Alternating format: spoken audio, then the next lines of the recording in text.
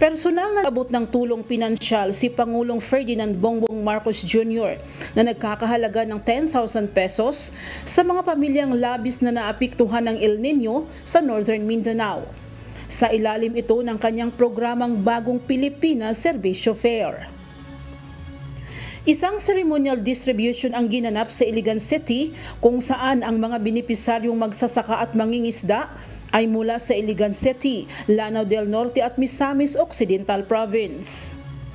Pagkatapos sa Iligan City ay dumiretso na ang Pangulo sa Cagayan de Oro City, kung saan makatatanggap din ng presidential assistance ang nasa 40 magsasaka, mangingisda at mga pamilyang mula sa Cagayan de Oro, mga lalawigan ng Camiguin, Bukidnon at Misamis Oriental. Ayon pa sa punong ehekutibo, maliit lang na halaga ang 10,000, subalit umaasa siya na makakatulong ito para makabangon ang mga naapektuhan ng tagtuyot.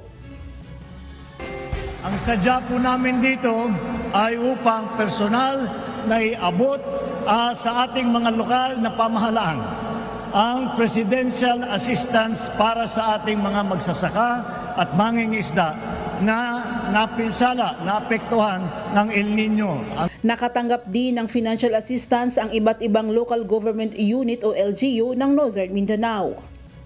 Nakapagbigay din ng tig 10,000 financial assistance ang Department of Social Welfare and Development o DSWD sa nasa 9,588 na pamilya sa rehiyon.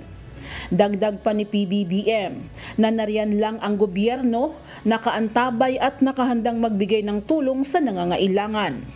Nangako rin siya na tuloy-tuloy ang programang infrastruktura at mga proyekto sa Mindanao.